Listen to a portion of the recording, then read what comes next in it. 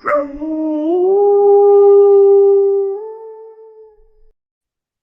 and thank you for joining us here on Karmic Woof. I am your host, or we are your hosts. I am Jason Lancaster. This is Starbuck Jones, and we have a very special guest today, Padma Gonpo Rinpoche, or Bonku. I call him Bonku, but Yeah. he's here to talk to us today. And our topic is continuing on from last week, which is clean leadership, specifically in Bonn and in the world. So, how are we going to start with the clean leadership? Gods have mercy on your soul. He means that too, Because it doesn't seem that humans do. right? So, Um, what can we say about leadership today, other than it's so sorely lacking? we were just talking before we started recording about how did you like my there? Yep, We yep. were talking about how leadership in specifically in the US, I noticed a post about Trump. Now I do not want to get into politics, but I definitely want to talk about how it looks from an outside perspective. I have no bones about what's going on with Trump or with any other leadership in the world because that's Peno. That's exactly how I look at it. Nobody stopped it, so it's going to continue. If nobody stops it here forth, it's going to continue.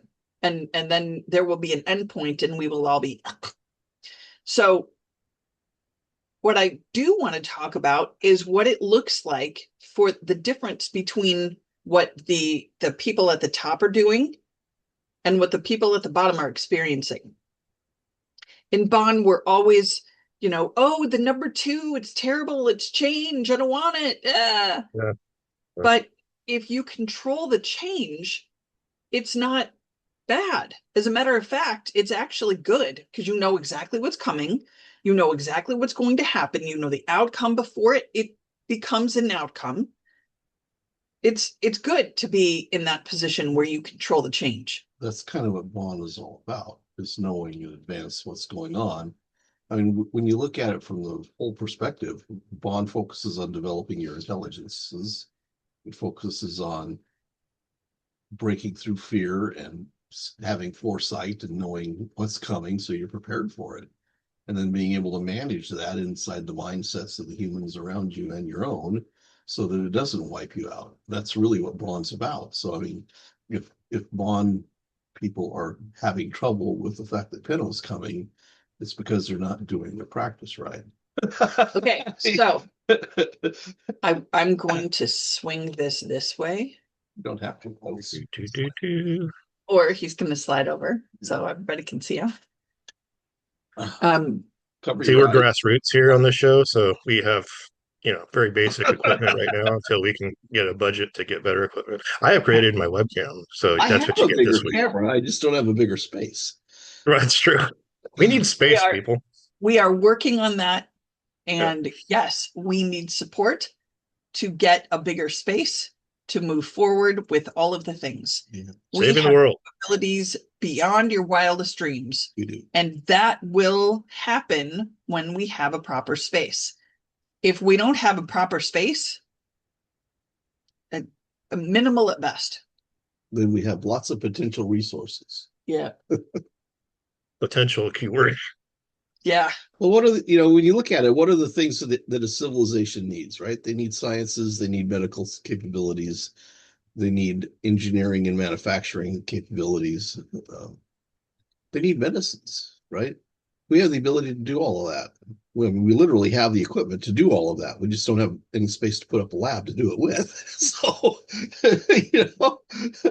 we have everything you need to be a completely separate little society without having to worry about not having modern comforts and a modern lifestyle. But what we don't have is the space to set them up in.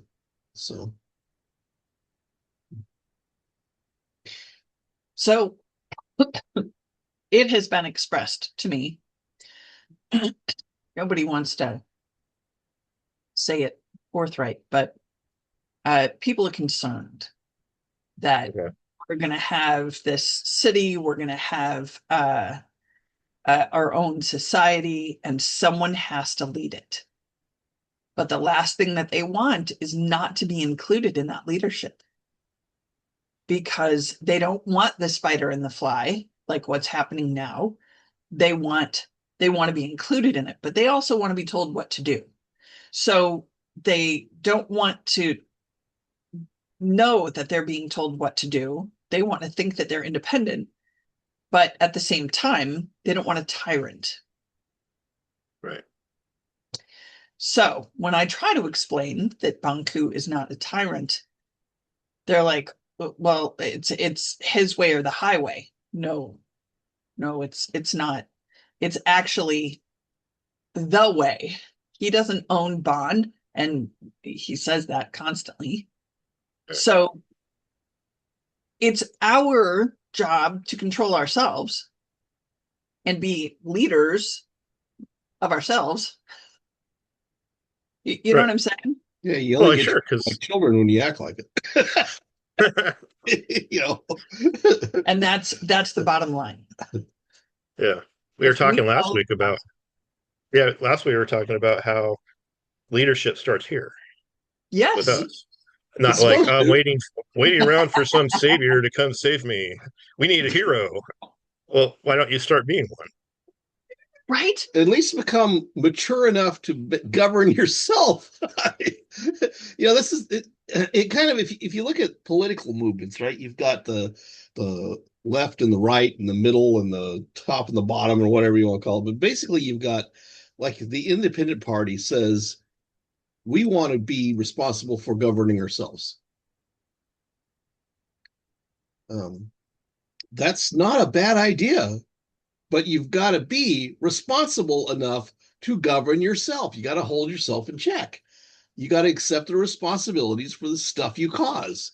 You got to intentionally not cause problems that are going to have to require a bigger management system to come in and stop you. Now, in ancient Bon, we had city states, right? So every city was its own little resource management hub. But underneath those city states was the Bonku, right? The Bonku were kings. They were basically they called them universal kings because they were enlightened, right? So a Bonku is a person who's gone through this massive process to no longer be human, to be something outside of human, just pure awareness is what, you know, pure primordial wisdom is what, technically speaking, that manifests as a Bonku. So you have access to tremendous amounts of knowledge, and you use that knowledge to help people resolve problems. So we set up a system that is called basically it's called rule by generosity, where you grant people generous things, knowledge, skills, capabilities, you know, the things they need to survive and have a good life with. But it's up to them to use them responsibly. If you show someone how to do metal work and they make nothing but weapons with it, and then they use them on their neighbors, that's not responsible. Right? Sooner or later, those people are going to get angry and they're going to come over and they're going to crush your house. So, you will have a yard full of pitchfork wielding, torch bearing individuals who are going to burn you to the ground. So, we taught things like cause and effect. If you do these stupid movements, you're going to get these stupid outcomes, and it's your fault. So Tibet was involved. The Bon were involved in building the Silk Road. We influenced the Chinese to set up a system that brought their wealth to the rest of the world going west, and it routed right through the center of Zhang Zhung's territory, right, Bon's territory, and the Silk Road flourished for almost 3,000 years underneath Bon's influence. And then the Tibetans got greedy. They got jealous because we were controlling all the trade routes that went through the center of the Silk Road, because we literally were the center hub of the Silk Road. And that's when they decided to try and eradicate us. So when you look at that, that was a working government system, but we made some mistakes because our city states got big.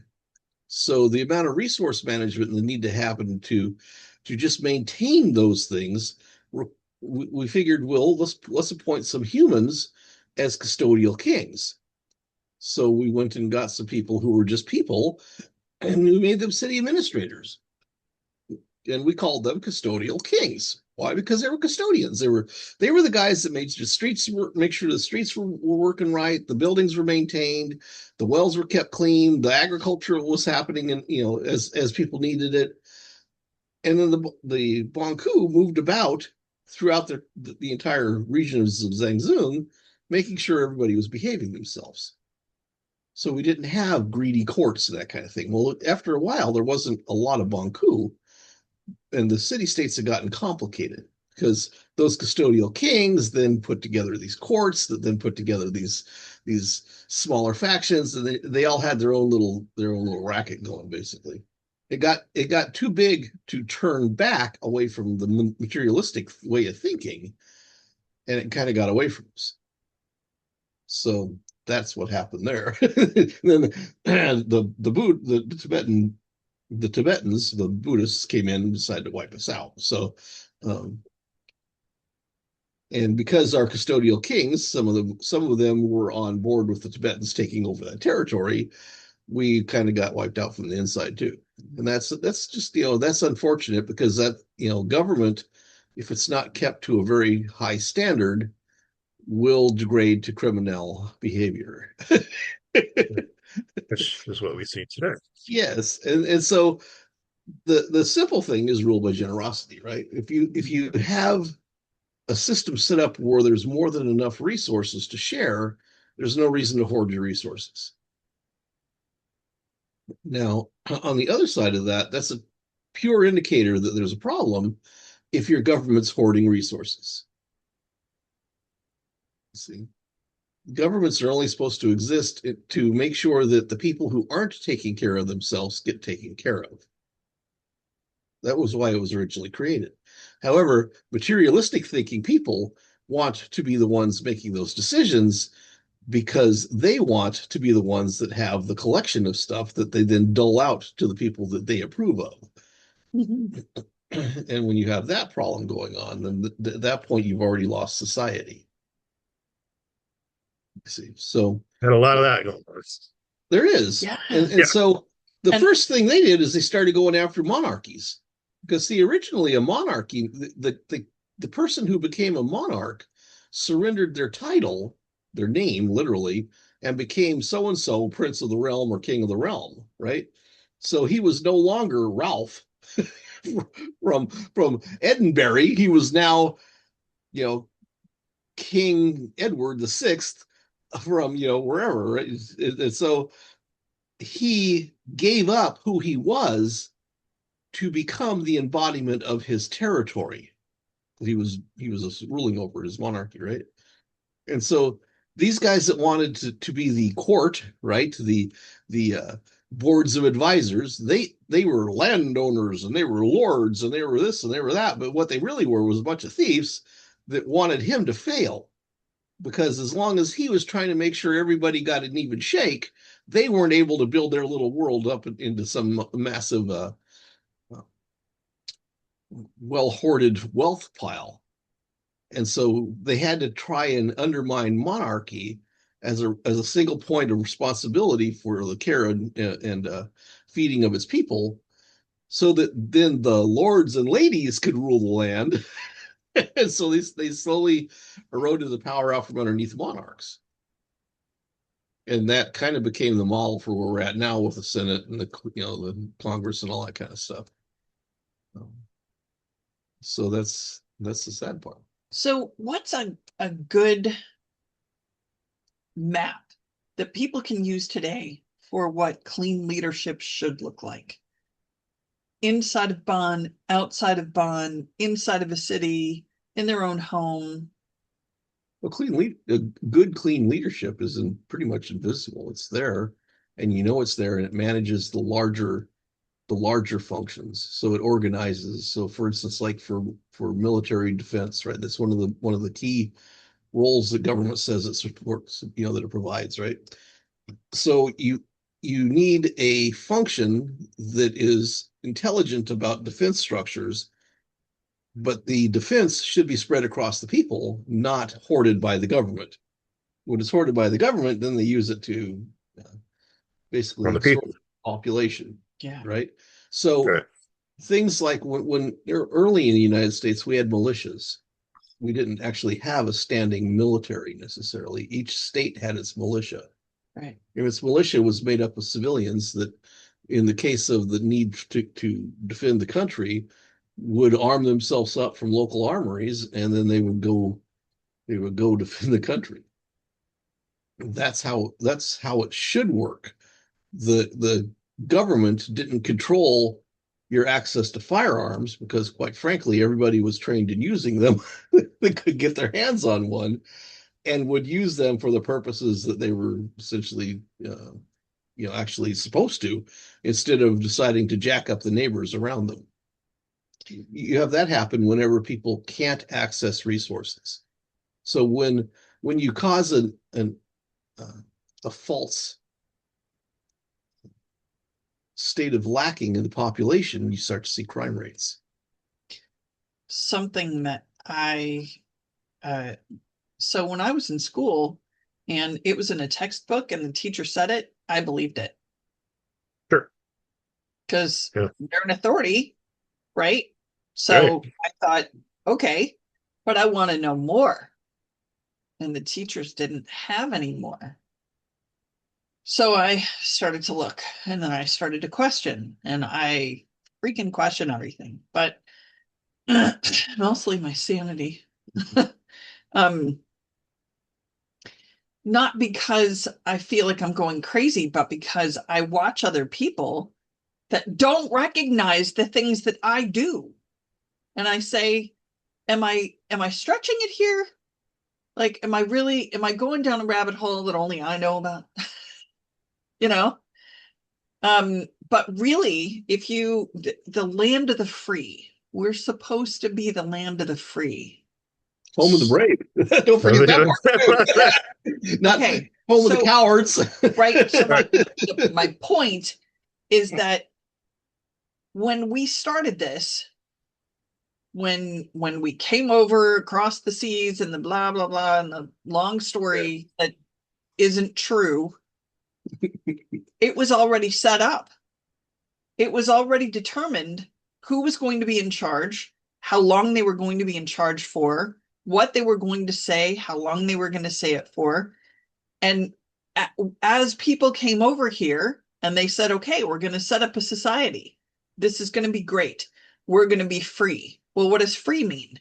Free means that you are autonomous, that you rule your own self. But instead, every person that set shore on this land, anybody that was here was no longer autonomous. Yeah. Now, we've got Billie Eilish saying that you can't own stolen land. The Native Americans try to take it from her.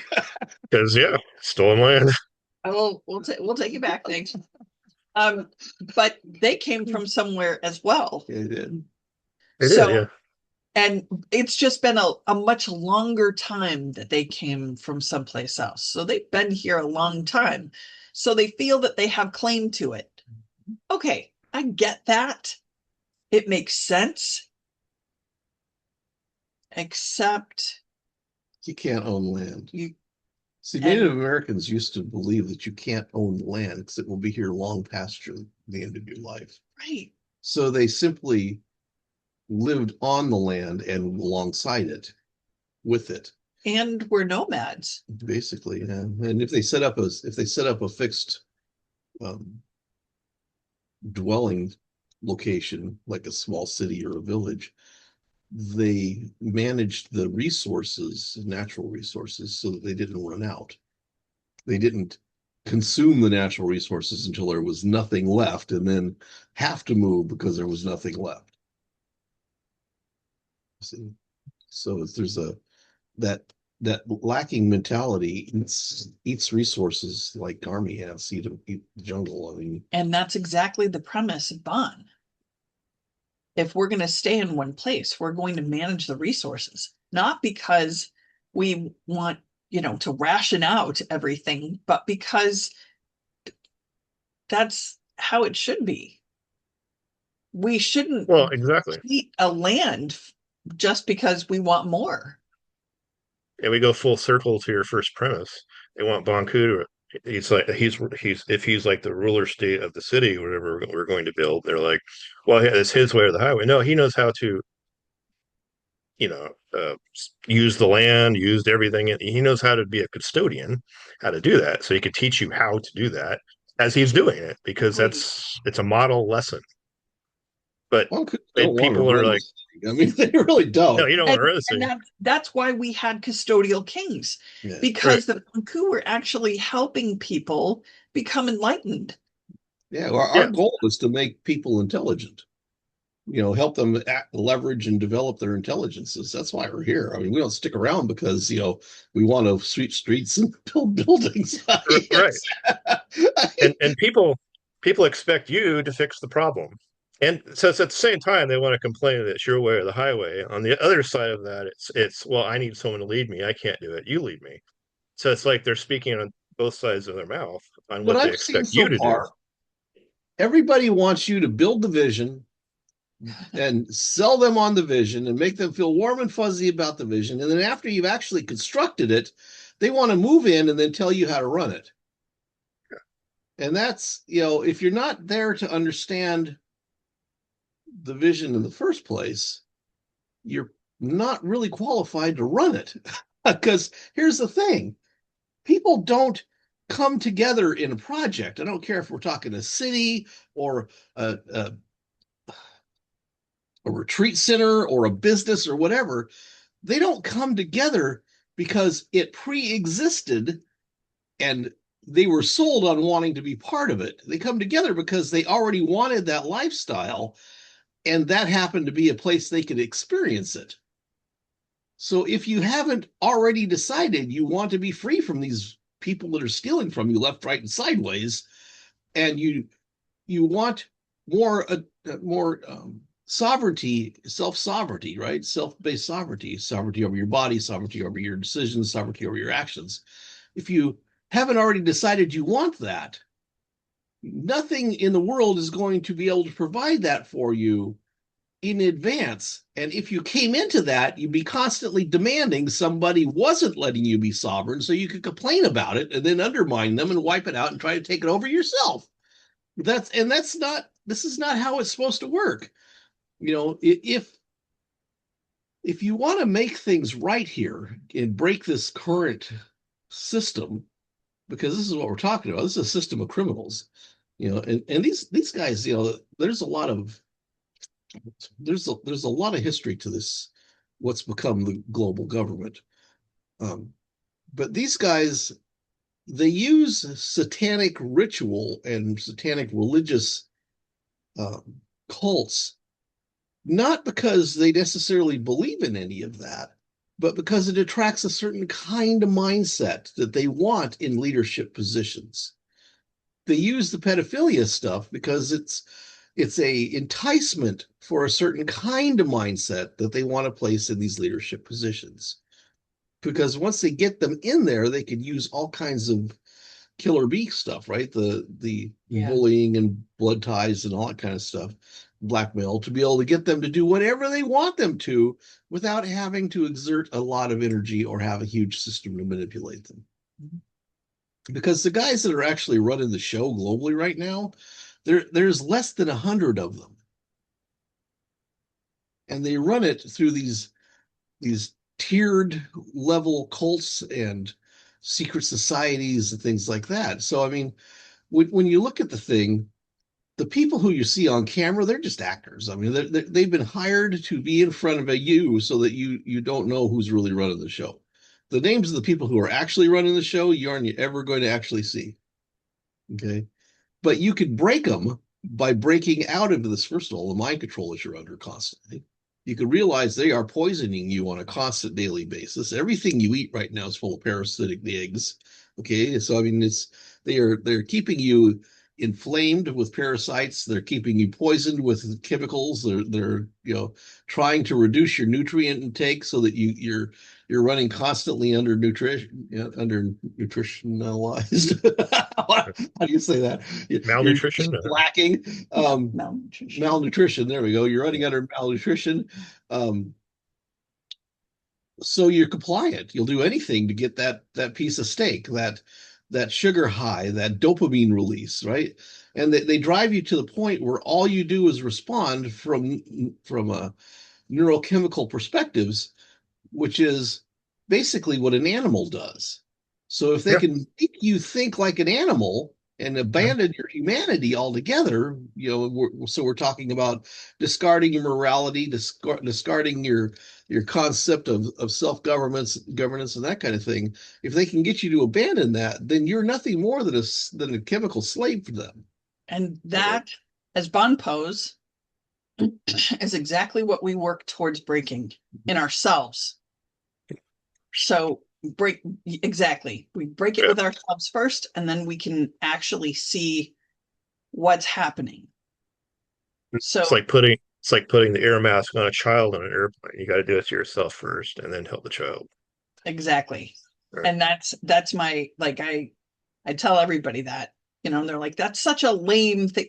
Okay, well, if you don't help yourself first, you can't see who's actually the problem. Mm-hmm. You can't possibly understand what the reality of the situation is because you are malnourished and you are not thinking properly, and you can't be rational about things because you're all up in your feelings constantly. Yeah. But as Bonpo, we learn to break those things. We see it in the span of student time. So if someone becomes a student, when they first become a student, they're typically not real capable of intellectually processing complex concepts. So they start and they're like everybody else. And so you present something to them like the simple situation where your mind creates your experience, right? So that's a layered concept, right? So in the beginning, if you're always looking for something negative, you're always going to find it. So you're always living in a negative space. Yeah. If you're looking for something positive, you're going to find it. Yep. And you're always living in a positive space. If you can't make up your mind what you want to find, you're going to end up with a chaos space because you want the good thing, but you get the bad thing because you always want the bad thing, but you really want the good thing. You don't know what you want. Right? So when they start, they're in that, the Mongol struggle is real kind of phase where they don't know what they want or how to get it. And so by the end of the first year or so, they're starting to realize that they have to implement some form of self-control if they want to have better experiences. Mm-hmm. And so they haven't implemented it yet, usually by then, but they're staying busy with all these practices. You see, and Bon's been around for 180, almost 185,000 years. And so we have seen how human minds operate. We've seen what goes right. We've seen what's wrong. We know that we've got all these processes to walk you through it. Whatever your current affliction is, we can help you get through it. And we do that generally in a way where you're doing most of the work. So we have tantric practice where you're practicing becoming a deity of some sort with certain attributes, doing certain activities. We have things that help you break free from being super materialistic. We have things that help you comprehend the actual physical processes going on around you. We have things for breaking through your mental processes so you can see what you're thinking and how you're thinking it. We have things like cosmology where we could do services for other people that don't really want to be Bon practitioners because they're still so deeply entrenched in their habitual patterns that they're not ready to try and fix them yet. And so we have all kinds of tools that we've developed over the millennia so, to help them break out of those kind of places and know where they could go and how they can develop it. And so we have things like triune awareness where you're actually directly tackling the chaotic mess you've created in your mind. And so, I mean, things like that, right? And so as students progress through these things, problems that they were unable to solve in the first year, by about year 3 or 4, aren't problems anymore. Those problems used to stop them dead in their tracks, and they couldn't fix them. Now they don't even have a problem with those problems. Those things start to happen, and they just simply maneuver around them, or over them, or through them, or they pull the one little pinch pin that makes the whole thing stay together, and it collapses, and now it's not a problem anymore. The biggest challenge there, though, is that you're so busy as a human being human, you miss what growth you've managed to accomplish. So you don't realize you've overcome these lesser mental states and have become a more advanced intelligence, unless someone points it out. Right. I will say that in the beginning, when we first started doing cosmology and like all of the empowerments that we had back to back to back, sure. Yeah, I was a very angry person, just in general. The things that I saw were not wrong, but my view was wrong. I was also very confused. Concepts just didn't make sense, and I couldn't make them make sense. I am far less confused now than I used to be, because I can shift my view and I can look at it from a different place. Do I still have those issues? Yes, I do. sure. Yeah. But are they a lot less? Yes, they are. Dealing with stress, I have recognized that there are different kinds of stress now, whereas before it all just felt like stress. Yeah. But going through these processes, looking at my base set inside of my chart, I can recognize where that stress started from, like really where it started from. Because for me personally, it's the little things. Like this happened and this happened and that happened. And by the end of the day, I'm like, so if I recognize where it started with the little things, I can redirect myself. I can say, okay, I need to have a more purified view here. If I do that, the rest of this will just fall into place. It'll be better. Yeah, it makes a lot of sense. And you're not alone. I had the big anger problem myself, but I don't nearly get as angry. Like I still get angry, but I recognize it immediately, and I know my perspective sucks, and I need to change this right now, and I do. But we are taught, thanks to Bonku here, that you can catch yourself in doing it, whereas in your own humanness, you're not going to catch yourself doing it until maybe like when you blow up and you're out of control and you ruin relationships and everything else in your life, then you might recognize it. Good governance starts there with stopping the stuff you do that causes problems for yourself and those around you. Managing it better. Yeah, recognizing that maybe you're not really angry. Maybe it's just a response that you've built. Like I did that. Oh boy. Your liver's out because they're feeding you poisons. Right? Or I don't know, maybe the amount of ice cream that you had offset your pancreas, and your pancreas said, oh, hey, liver, maybe we need to. So, or like me, I'm different than other people. So I am not necessarily angry when I look angry. I could be sad, but being sad is not an option. You can't be sad over that. That's stupid. But you can be angry, and that's okay. Oh, self-justification. For being angry, but at least it's acceptable. Gotcha. Just holds attention.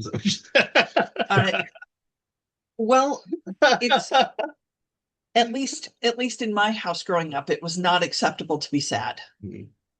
So I learned how not to show my sadness. I was still sad, but I looked angry. I get what you're saying, because in my house, if you cried or you were sad, you got beat. And I'm talking a real beat. So Yeah, you learn, don't do that. Do this instead, which probably is right. angry. Right. So, like, when you go through these processes, when Bonku says, do this, do this, do this, and you do this, and you do this, and you do this, it works. Oftentimes, as humans, Skip a step or two. we're a bunch of dinguses, and we're like, I don't like that one. Yeah. That one makes Right. me uncomfortable. I'm So going to do this instead. yeah. Right. And Then it we doesn't end up, work. yep. And Why to didn't your process work? I did it just the way you said. You did? Yeah, let's walk just the through way it you said, and yeah, make sure. just the way you I said didn't it. like that one, so I didn't do it. It's like, Yeah. that's what work. It's like the Buddhists. The Buddhists, we have this thing called captured awareness, right? Where Right. you take your energy and shove it into your hands. Right. And it's a simple practice. I mean, you literally, anyone can lace their fingers together, take a breath, and push the energy into their hands. It's not hard to do. The Buddhists went, oh, we don't need that. And it's like the fundamental thing that teaches you how physical awareness functions. And if you can't start there because you're a physical creature when you're human, you really kind of are missing the beginning teaching of how all the rest of this stuff works. So it's just, it's fascinating, but they knew better, so they didn't use it. And they're still off That today trying to. that knowing better gets so many people into Oh God, yeah, yeah. I got this. Now, no, we don't. In We Bonn, won't with this. we had friends called the Astra. The Yep. Astra were aliens, and their sciences were resonance. They literally were using vibrations, sound and electronic, molecular vibration, wasn't electronic back then, but molecular vibration to manufacture substances, to break down stone and turn it into a powder that could be moved through an air conveyor and then reformed at the construction site. Why? Because you could move a lot of material that way really fast and then reform it into these massive, megalithic bricks. And it's like, those sciences are still inside a Bon. We know how that works, but to try to explain that to a modern human, because their brain, their intelligence capability can't wrap around all of those frequency things going on at the same time. Okay, I got questions. Yeah. So I know a guy. He's a mathematician. He's like way up there mathematician, like beyond professor. Like he's got a job where he uses math, theoretical math, all day. Yeah. How can he be so smart and so stupid at the same time? Well, it's not necessarily that he's even smart. He just knows how to work through a series of memorized steps. Well, sometimes I think they make up steps as they go along. And they might, because they don't know why that value happens. And that's why they have this thing called constants. Like pi is a constant, right? 3.1. Yeah. Euler's rule, pi, Yeah, all these other but things. Yeah. Right. a constant is a patch. Right. Because the thing that really is happening there is too complicated, too micro substantial for them to macro concept it. You see what I'm saying? So instead of having a model that tells you why pi is pi, they just have the number they insert. And that's why there's always deviation in their results. Okay. Okay. Now they came up with a term to make that okay, called acceptable deviation or tolerance. Okay. Because we're willing to tolerate that rate of error, which can be as much as 10%, which to me is excessive. Wow. If you're screwing around with stuff at the submolecular level, if you're playing around with particles and that kind of thing, 10% tolerance per particle calculation, that could be really catastrophic, really fast if you don't really know what you're doing. That's Chernobyl. Well, it could be, or it could be, let's start punching holes in space-time with our giant accelerator and see what happens there.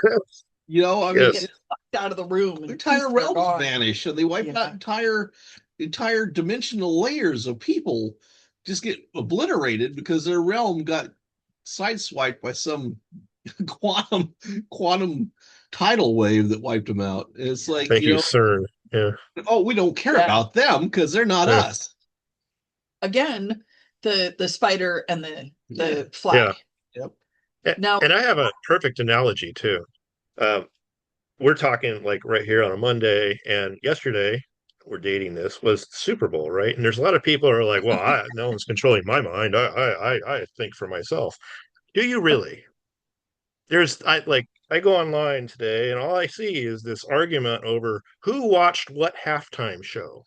If I belong to this group, then then I watch this show and this halftime show. And if I belong to this group and their beliefs, then I watch this show. And now they're fighting online over who had the better show and who stood up and who stands for what. And if you watch this show, you're horrible. And if you some leader came up with this whole thing, put this thing together just to provoke these groups into some conflict. And if you're caught up in that, which a lot of people are, someone's ruling your head right now, today, in this space. And you're not, absolutely. and you need to like sit here and think, am I in my neurochemicals and you know, and all this other stuff? So right now, this is happening to you if you're in that mix. I In don't the care one psyops way or the world, other. in psychological operations, there's these guys called page masters, and they write stories. They write stories based on previously identified and managed group sets. So they decide who's going to be the antagonist, who's going to be the protagonist, who's the comic relief, all that kind of stuff. And they write out these little storylines on a story arc. And then they go, okay, we're going to get these guys all upset, and then that's going to cause this response from these guys over here, and we're going to fuel it. And this is going on globally. So it's not like it's just the US, right? So all of these things, the international wars, it's all of this stuff has been written by somebody and then implemented as if it were real. So the stuff you're seeing on the news may not have any reality to any of it. It could all be literally AI generated these days, because the government version of AI is about 20 years ahead of where we're currently sitting. So they can do seamless video with people that don't exist and create any manner of different kinds of effects and put it to you in front of you either online or on television without a problem at all, just like they do in the movies.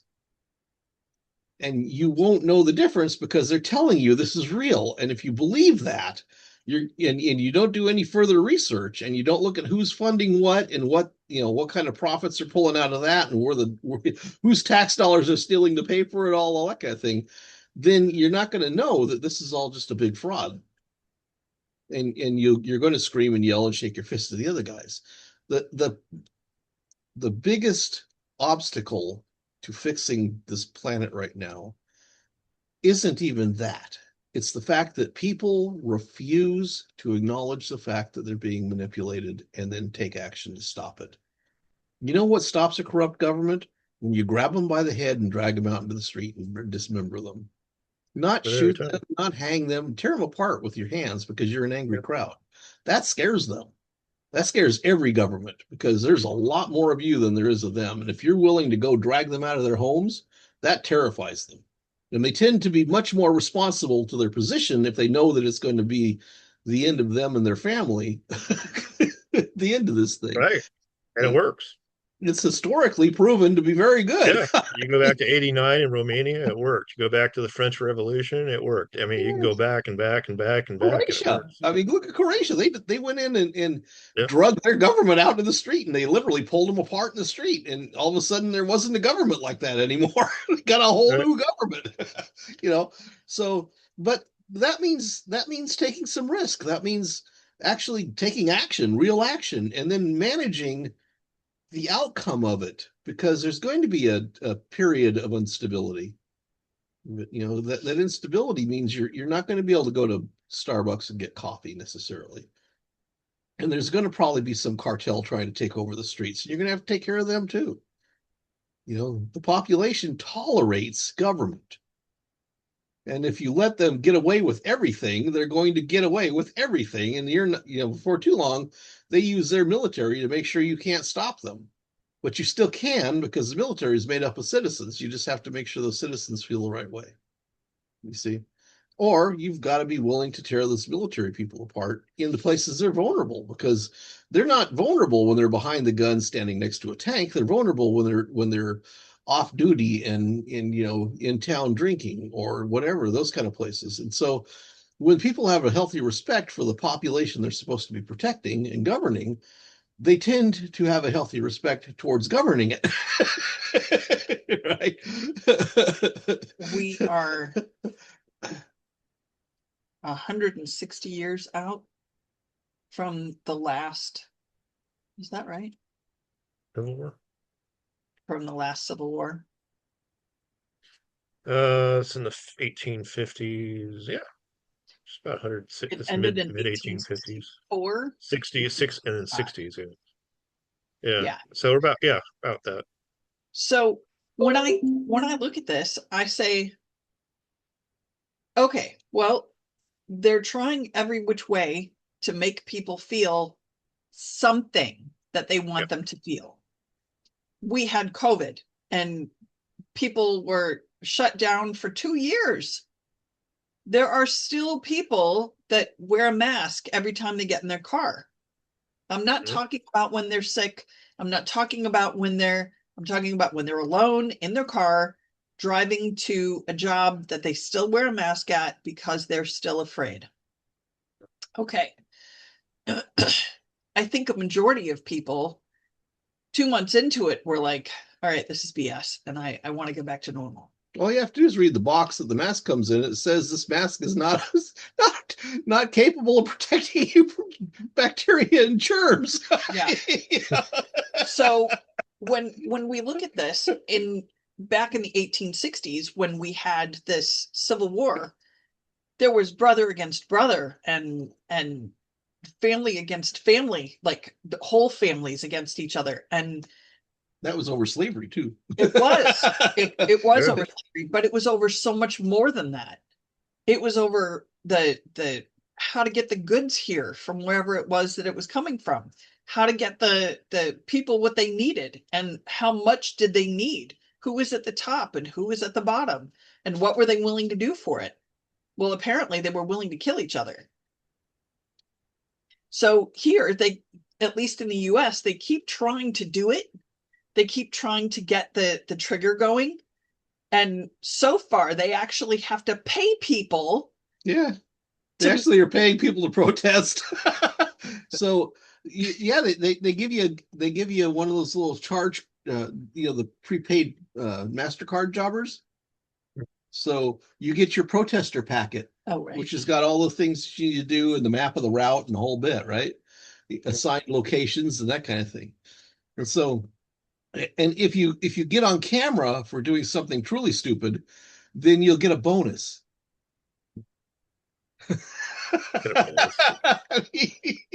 It's a George Soros bonus. There you go. There's a handful of them, but see, they've set this thing up, and this is where the criminal part comes in, right? I mean, when you start looking at things like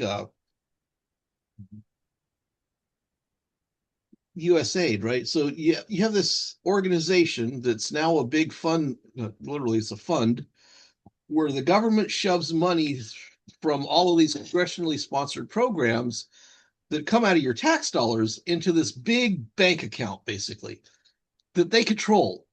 And then they pay people out of that bank account to conduct a certain kind of business, nonprofit, for-profit, whatever. But they're all companies that those congressmen hold stock in or are using to launder cash through.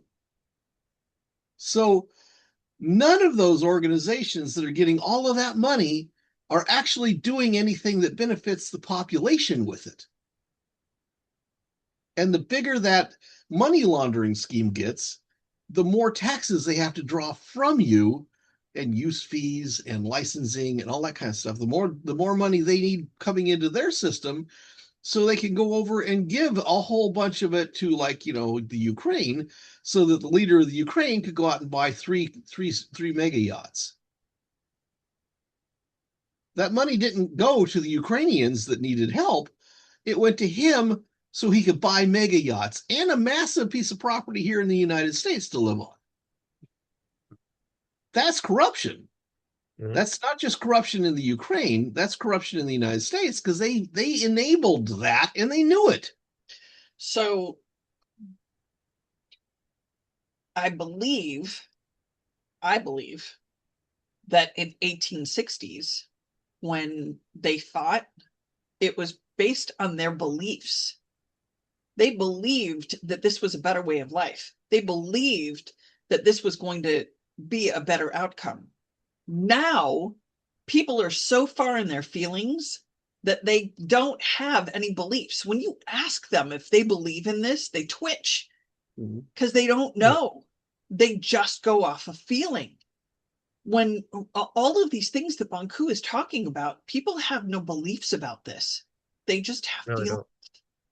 don't. Right. Well, I don't know. I got to figure out how I feel about that. Okay, I but feel what do you strongly. believe? Right? Okay. I feel strongly. Or no, I don't have a feeling one way or the other about that. But do you Right. have a belief? What do you believe? Well, apathy has become the norm. It's like all this stuff, the Epstein list and this thing and that thing and all this stuff. Exactly. If they went through and they actually revealed all of it in the bold truth with no sugarcoating or anything, the population still wouldn't do anything. They have Get been angry. so tightly domesticated into being just flat out apathetic and compliant, they wouldn't do anything to change it. Now, and I think that this is what's backfiring on the men of ill intent, because they wanted to make a society that was apathetic, and now it's so apathetic that it won't do anything they want them to do. But when we look at our beliefs, I believe that if I govern myself, I can sort through what's really happening. I can see reality, and I can help Max, and I can help other people that are standing around me.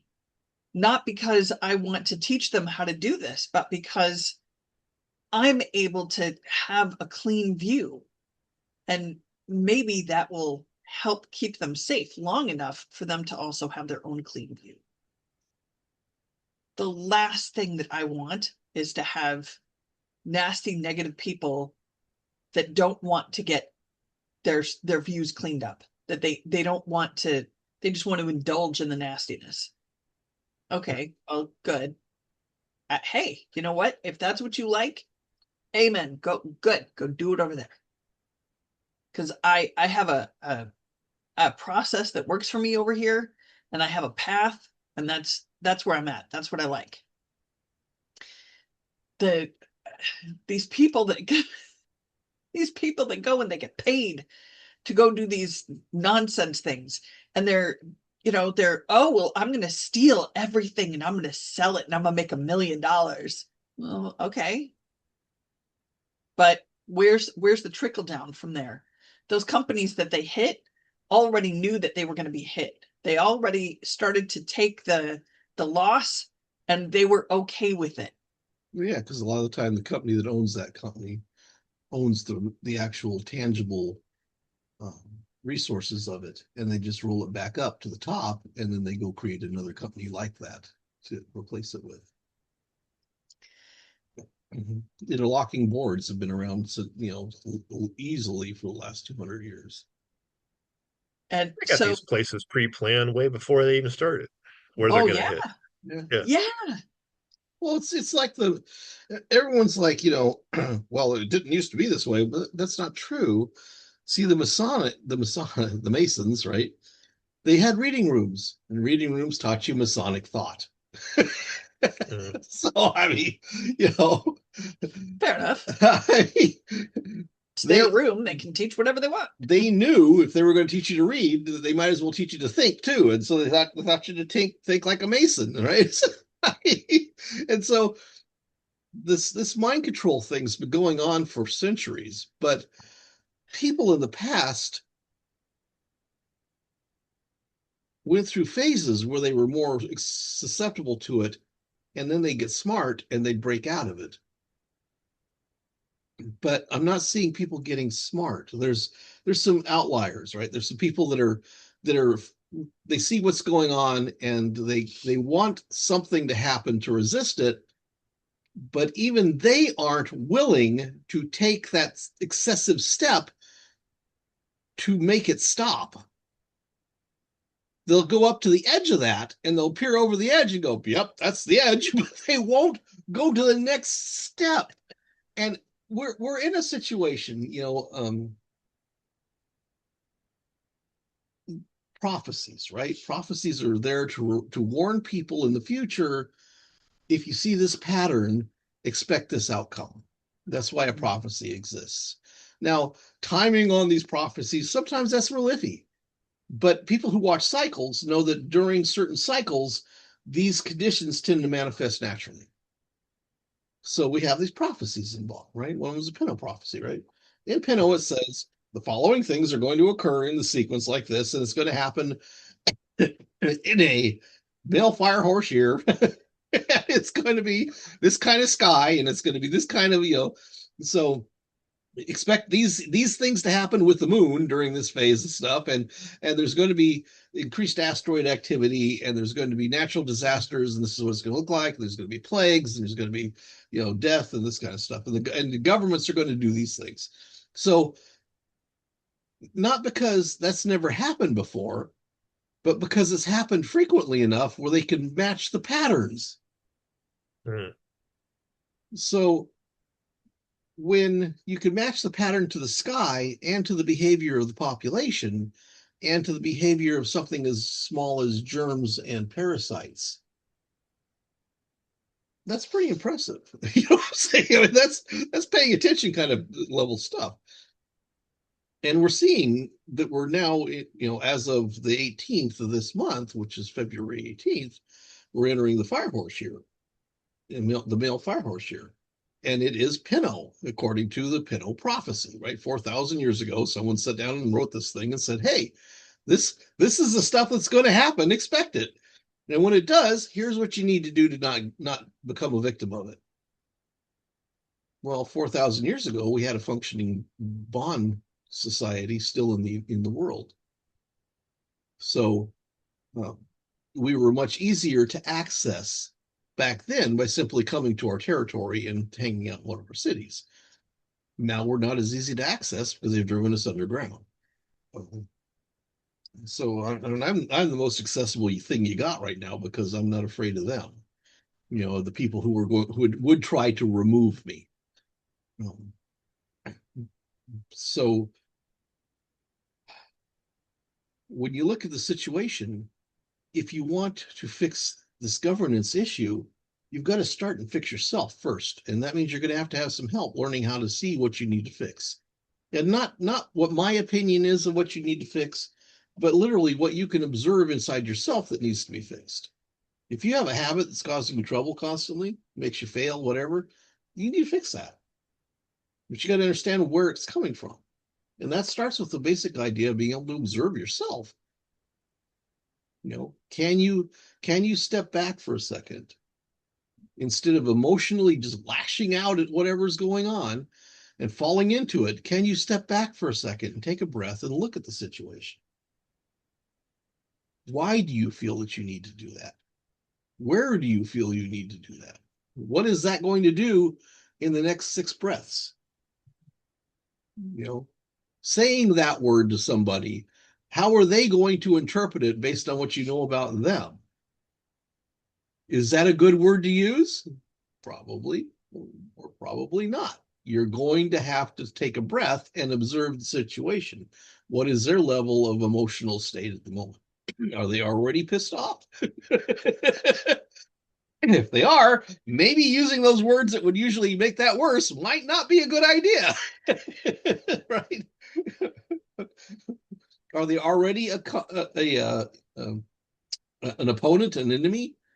Making them more so, unless you're running a mind control operation on them where you want them to explode and look idiotic to everybody around them, unstable. then you probably don't want to make them more unstable if you want to reconcile that situation, right?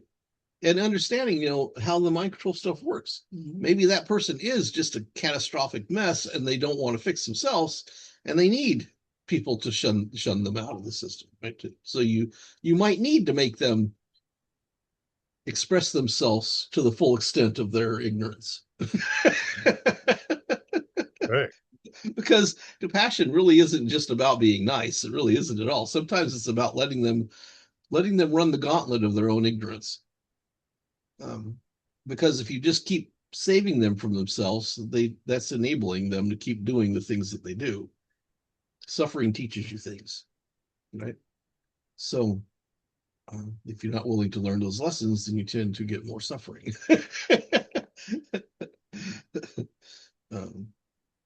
And that really is, so it starts with self-governance, behaving yourself, being a responsible human, responsible for your thoughts, responsible for your actions, responsible for taking responsibility for the things you've done, acknowledging it, and then deciding if that's something you're willing to continue to accept or not, and then moving from there, right? And that's where it all starts. And so if everyone's doing that properly, there is no need for a large government. Yeah. Properly is the key word. I mean, it doesn't mean that you're not still going to have somebody who manages resources or make sure that your military, there's some form of defensive structure, because you need a military. I mean, you really do, because there's always going to be somebody out there who's running in anger and ignorance, and they're going to cause trouble. So you want to be able to defend yourself against that. But what you don't want to do is waste a lot of time running around causing fights. Right now, when I look at the state of the world right now, even just from the United States perspective, we are in way too many conflicts. We're in over 200 armed conflicts right now, spread out all over the world, most of which you guys never even hear about. And there's only less than 300 nations on the planet, and we're in 200 of them fighting. Yeah. That's ridiculous. And that's an awful, huge waste of resources. But those resources are funding your congressmen, all of these people in the military industrial complex, in this under government society that we keep hearing about, the CIA and the FBI and all those people. All those people are getting just filthy rich off of your tax dollars because they're funneling them through the trouble that they cause.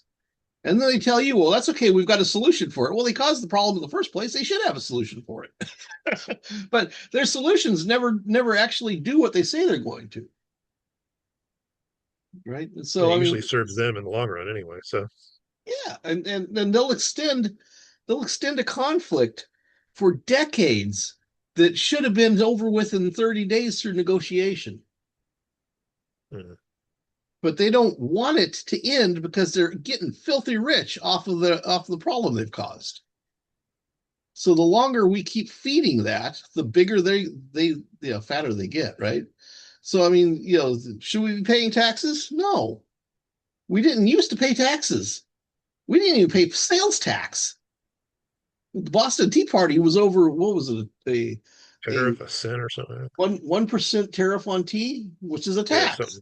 Yeah. It was like a penny on a whole crate of tea, and we had the Boston Tea Party because everyone went, "I'm not giving you my penny." You know what I'm saying? And now they're taking 40% of your paycheck right up front. Yeah. And then on top of that, what the food you're buying, I mean, you should. In 2019, you can go and buy a week's worth of food for $40. That's almost $300 today. That's a huge increase in cost for no reason. It's not like in the last 5 or 6 years, it's suddenly become that expensive to do the same actions in the same fields. So someone's making a lot of money off of screwing us as a population. That needs to stop. Population, we're letting it. That's right. Yeah. When you say no and you mean it, they have to stop. They have to make changes. But if you keep letting them get away with it, they're going to keep getting away with it. So, we've talked about cities and creating our own city and all that kind of stuff. And the thing is we wanted to create a lifestyle that was immune to their stuff. So we had our own food growth. We, biodomes, right? Which means you got actual healthy, non-treated food that wasn't poisoned, that wasn't going to poison you, and it was basically the same kind of food you would have gotten in the 1800s, right? I mean, healthy, clean food without FDA Parasites poisoning and all being this other injected stuff. into everything. No appeal coating or anything like that makes Bill Gates wealthy. you know, No bugs and insects. Yeah. infrastructure that's actually uh, viable infrastructure, stuff that doesn't have a major footprint on the space around it, right? Um, not having to not having to worry about how you're going to pay for all this stuff because it's just provided as part of the thing of being there. Would the city have to have a living fee? Probably. It would probably be something on the order, maybe, I don't know. Um, you might have to come up with maybe $2,500 a year at the most. So about what it costs you for rent for 1 month would be the entire year's cost of living to be in that city. And you would get food, you'd get power, you'd get all of the infrastructure provided. The water would be clean. It wouldn't be full of toxic waste products of Chromium and all various this and other sundry stuff. kinds or medications or anything like that because Yeah. it's being manufactured as pure water, right? Right. So all of that is what we wanted to build, but no one seems to want to put in anything for that because they would have to move there. Absolutely. But see, most of these people are working online anyway. Their Yeah. income is on the internet. It wouldn't hurt them to live in a place like that as long as there was internet, and we'd have better internet than anybody else. Right. Straight out. I mean, we can't govern how well the internet's going to work after it leaves the city, but the city servers and stuff could be top of the line. Mm. You know, um, and yes, that requires certain investments, so you'd have to buy the property and you'd have, that kind of thing. But we could do that as either as a fund where people put what they can scrounge up into the fund and then we buy the city, or buy the property for the city and then we build the city. The facilities, the structures that we're looking at putting in these cities are incredibly efficient, and Yep. they're healthy. They have good air circulation and Just really quick, this is not a 15-minute city. no. No, no, no. No. We actually talked to someone the other day that was excited Mhm. about a 15-minute city Interesting. Okay. because she didn't want to travel. It's too far to go from where she was to To 15 minutes down the road Mhm. to go to a different area. That's too far. Yeah. I just want to be able to walk over there.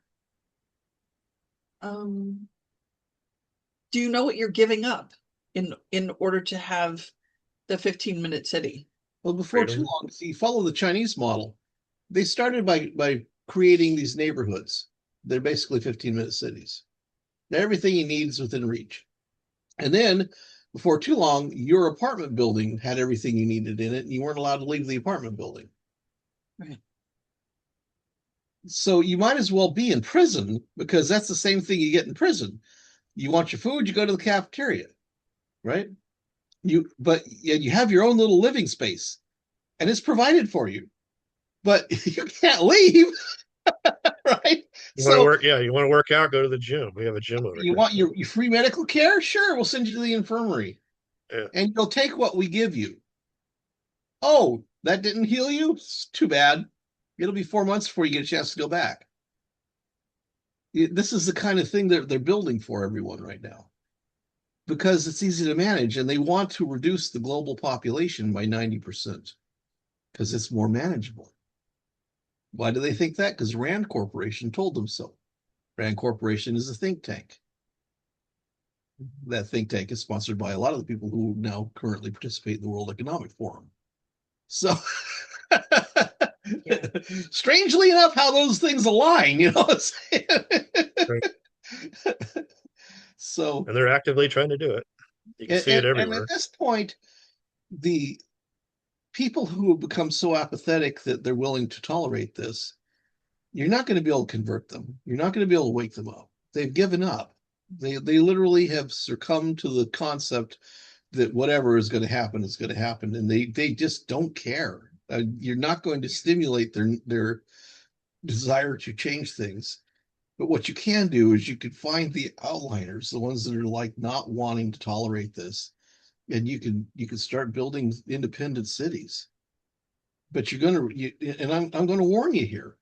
The bad guys are going to want to take over your city, so you're going to have to be willing to defend that, and you're going to have the technology to do so, because they will line up a wall of tanks and drones and everything else to get you to surrender or wipe you out. So if you don't have those defenses, they're going to come in there and take your stuff, and you're going to have to defend it.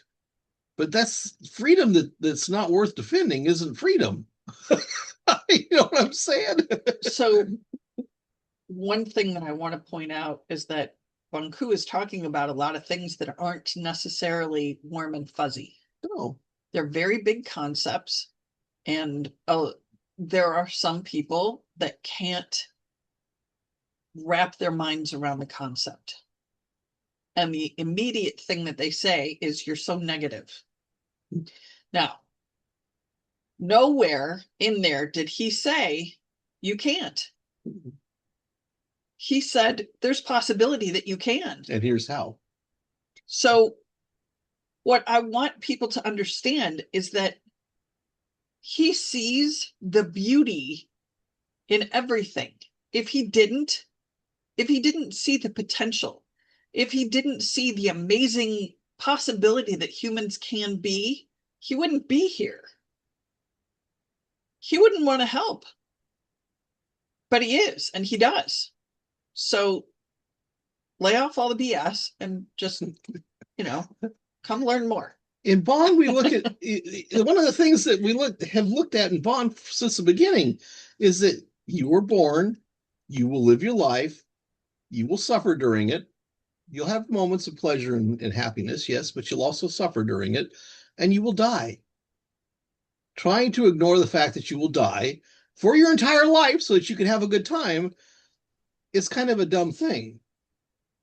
So why not learn some tools to manage the death problem while you're still alive, instead of waiting for the last minute and then dying and then going, oh, I don't know what to do now.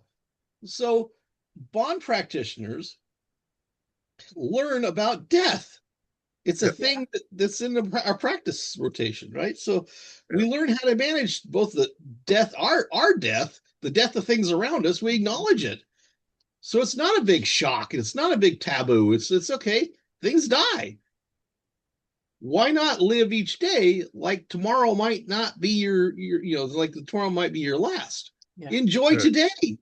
Stay in today. Don't worry about 16 years ahead of you.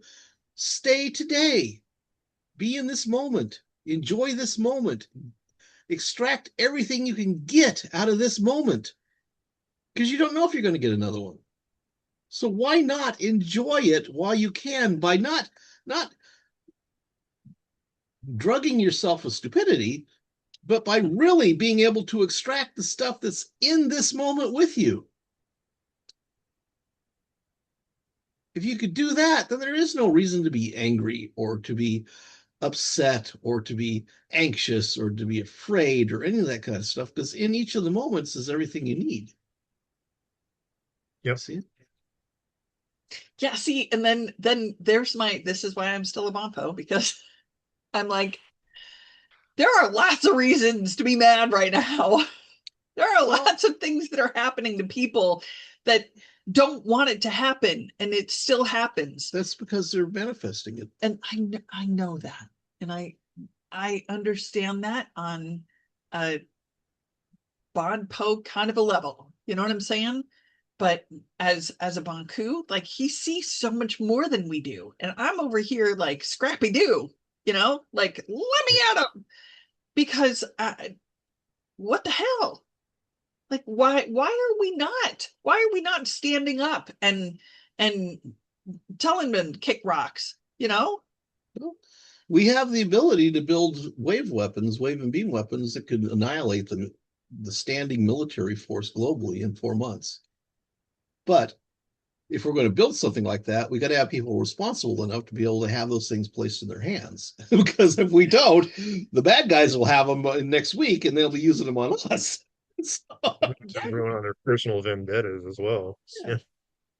And the Astra stuff is amazing. I mean, it really is. I used to teach it. We had a class going for a while. We taught people how to use paper flute. You actually roll a piece of paper out, make a flute out of it, and then use that as a transmission source to send signals across the room to another thing that received them. Totally true. I was there. I did it. Yeah. So you don't have to even have batteries necessarily to make things that are pretty spectacular. That's Astro sciences, right? I mean, if you can make a tuning fork, you can make all kinds of crazy things happen. Sure. You all right. Need a medium and a vibration. We are at our hours. We do. We have past our hours, but I wanted to go longer because Bonku's here and we don't get that every day. And people, you should really listen because you don't get an opportunity to listen to this stuff often. And what I would like to do is, if you're okay with it, have you on again. Okay. Yeah, I mean, one of the things that I think that's important is for him to discuss what real enlightenment looks like, not what everyone thinks it is. Because I keep meeting people who, I'm enlightened, I got to download it. But no, it's like, but if they could hear it from him, what that means, I think that's that new age thing that makes it okay to be like you are. Yeah. That was all part of the whole psyop to make people more compliant, because if they think they're already perfect and enlightened, then they'll do whatever you tell them to. The box experience in itself is like they have no concept of what that even is. You thought finals was tough. That's all right. Well, anyway, we'd like to have you back and discuss these things. So we'll set it up. Cool. And with that, we thank you for coming and spending this time with us, and welcome you back. And we want to reach out to all of you. If you like what you're hearing, if it sparks something within you, and I'm sure it perhaps did, maybe you might think it's negative, maybe you might think it's positive, whatever. We want your thoughts, we want your opinions, we want your ideas, we want you to be a part of what we're doing. We're trying to save the world, but we can't do it by ourselves. We need people involved. I think really what we're trying to do is not necessarily save the world. I think we're trying to help other people save themselves. Okay, yeah, I like that. That save whoever survives. Yeah. Right. And we're playing around with this. Yeah. Yes. The human race may not exist in 100 years if you guys don't get this right. And I am nothing if I'm not Scrappy Doo. So right. We were talking that we're trying to save the world one person at a time, maybe one mind at a time. That's kind of what we're doing. It's not like we're right. Yeah, we're not the savior trying to save the world. No. Yeah. And I would also, say if people disagree with us, please tell us why. What do you know that we don't? Come and contact us. Yeah, exactly. You don't even have to be on the show. Just give us a topic maybe that we can talk about. That we will talk about it. We don't even have to mention you. Yeah, exactly. If you don't want this, if you think this is valuable content, share it with people. Share it, yeah. Our numbers are starting to grow, and I'm very thrilled about that. And we're starting to reach more people, and I'm very happy about that. Yes, that's really big. So thank you so much for watching. We really appreciate it. And come back next week. We'll have another guest on, and we'll be talking about something else. And we will talk to you next week. Bye. Thank you. Thanks for joining us. Bye. Bye.